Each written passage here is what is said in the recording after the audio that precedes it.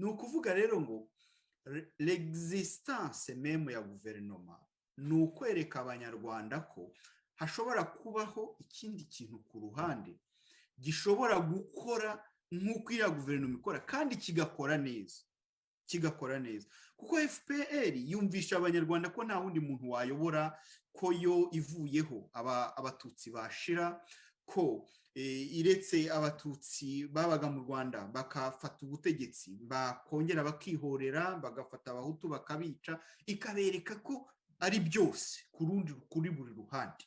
Bivuga rero ngo FPR yereka abanyarwanda ko ari byose, nyamara tuzi neza ko irimo kubeshya.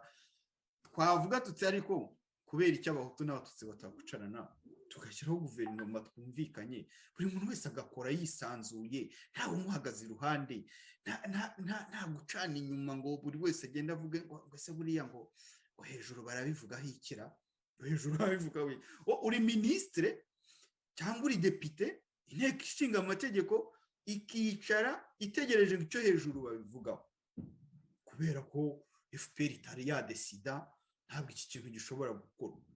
Rero twebwe muri guverinoma ifite icyicaro mu buhungiro, ikintu cya mbere twatekereje niyo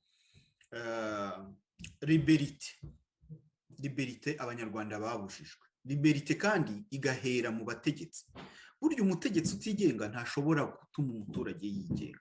Akubwiza ukuri, ntabwo Betty ngewe n'abandi ministre w'intebe nkorera ku bwoba mvuga nti nindamuka ngiye baranyirukana cyangwa baranyica ngo nzatume n'umuturage wo hasi yigenga, nanjye nawe azakorera kuri baranyica, kuko ibyo ndi kubona hejuru nibyo biri butume nanjye nyobora abaturage neza.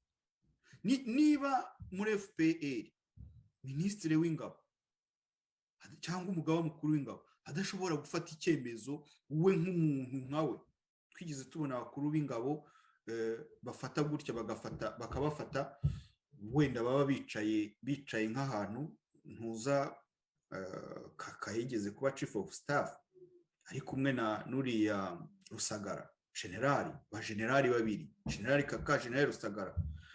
Kaka we yabaye chief of staff, generali Rusagara nakoze imyanya ikomeye cyane mu ngabo z'igihugu. Simple chose yo kubwira abapolisi ngo baje mu kiriyo kubabwira bati s'il vous plaît mwifata umuntu mu kiriyo, nta hantu byabaye mu muco wa Kinyarwanda, abantu bugacya babafunga.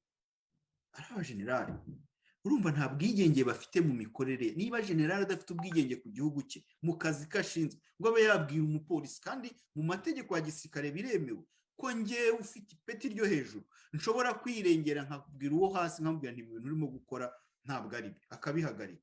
Ariko bwakeye kubera ko ari ibintu biba byakozwe mu manyanga biturutse hehe kwa Kagame, bwakeye abantu bajya muri prison, bajya gufungwa. Ni ikikwereka ko nta independence irimo mu mikorere yabo.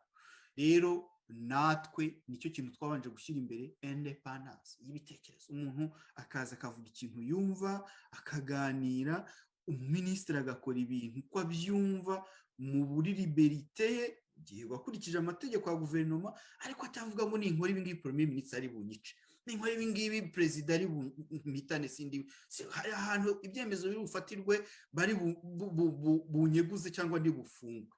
Ngibyo byo turi kubwira abaturage, ngibyo byo turi kwereka FPR, turimo turayigisha uburyo igihugu cyorwa. Ni muri iyi myaka 30 rwose twamagana ibi bintu mu buhungiro, hakaba haje ikintu by'ibyo abantu bashobora guhurizamo ingufu, bamwe bagatambuka bakagira gute. Ntabwo mbizi abanyarwanda kuva kera barangwa n'amacakubiri, ngewe natangariye no kuri Rukeba na Kayijuka, ni ukuvuga ngo nabo Kayihura nabo urabona ko bahise bagira ibibazo.